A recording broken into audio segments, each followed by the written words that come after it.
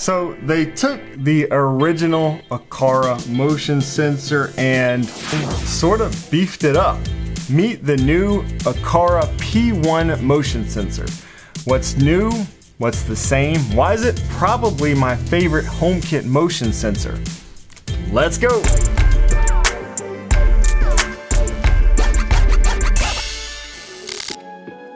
Yo, what's going on? My name is Shane if you're new here, and this channel is all about building an easy smart home using Apple's HomeKit, with new videos published every Sunday and live streams every Wednesday. So Aqara just kind of out of the blue released this new updated version of their very popular motion sensor earlier this week. This is the new P1 motion sensor. Now, for full transparency, this video is not sponsored, but Aqara has sponsored some of my videos in the past. I'm always upfront about all that. They did send me this new motion sensor here for free a while ago so I could test it out and potentially share it with you here on the channel. But as some of y'all know, I've been using the Aqara stuff in my smart home for years now, and I'm just a big fan of the Aqara stuff. In fact, the original motion sensor right here, I'd say has been my favorite go-to HomeKit motion sensor over the past few years for a number of reasons. So why make a new one? What makes this one different or better than this one? Well, let's talk about it. First of all, you can see it's clearly a little bit larger.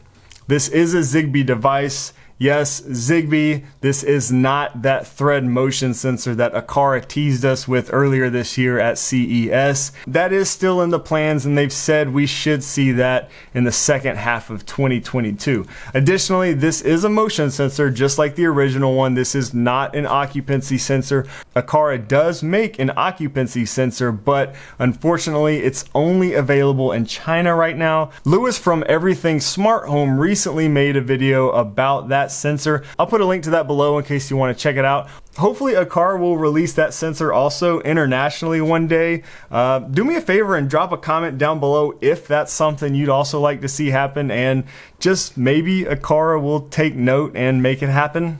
Maybe. Anyways, back to the P1. Since this is a Zigbee device, you will need to connect this to an Aqara hub, just like the original motion sensor. There are a number of Aqara hubs out there, all with different features like a camera, alarms, lights, and more. I made a whole video comparing these hubs. I'll put a link to that also in the description below in case you need a little bit of help in deciding which Aqara hub might be best for you. It's super easy to add the sensor to a hub using the Aqara app. Just add the device in the app, then press and hold the button on the sensor for a few seconds. And if your hub is already paired in HomeKit, your motion sensor will automatically show up in the Home app. The new model supports Zigbee 3.0, whereas the original motion sensor was only Zigbee 1.2. And honestly, I think the fact that this does connect via Zigbee to a hub is one of the reasons I've liked the original motion sensor so much for so long. Because of that Zigbee connection, it's just always been extremely fast and very reliable for me. Another factor that always made the original so darn appealing is the price. With the original typically, around $20 US, and this new one is only at $24.99, you really can't beat it for a HomeKit motion sensor. This new one includes two CR2450 batteries, hence the slightly larger size of this one. That extra battery gives us an extended life of up to 5 years on this thing. This is a PIR motion sensor, and just like the original one, also includes a light sensor. But also, just like the original one, this doesn't expose that light sensor to HomeKit, which is a real bummer. Feel like that might have been a bit of a missed opportunity there by Aqara. Would loved to have seen that light sensor exposed to HomeKit, but what do you do? What they did improve on is the customizations on this one. The original didn't really have any options, for like a configurable timeout or sensitivity adjustments, anything like that. With this new one, You have all that, which is a huge step up for anyone who's really trying to fine-tune their motion automations. You can adjust the timeout settings anywhere from 1 second to 200 seconds, which is amazing. The original had a default timeout at 1 minute and you just couldn't change it. The P1 also allows you to adjust the sensitivity of the motion sensor. This setting basically, relates to the distance at which the motion can be triggered and can be set to high, medium, or low.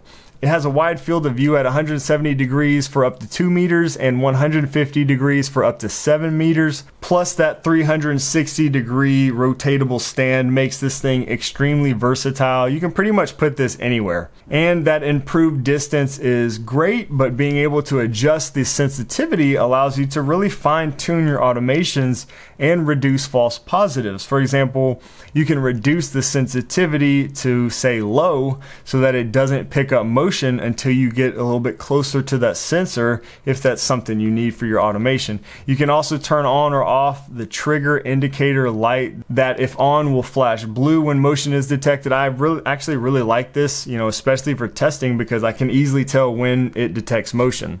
It currently supports HomeKit and Alexa, and they say it'll support Matter via firmware update once Matter is officially released. Again, not to be confused with Thread. This is a Zigbee motion sensor. That Thread motion sensor will probably be a new device later this year. As I said, I've been a huge fan of the original and I'm really excited to have this new version. I've been trying to automate the lights in my master closet forever now, which has really just always ended up in me pissing off the wife. She really does not like motion sensors and those motion automations at all, just really because they're so hard to nail down. Last thing you want is the lights going off when you're still in the room and things like that. So I put the new P1 sensor in there as kind of the ultimate test, and so far she has not complained about it once.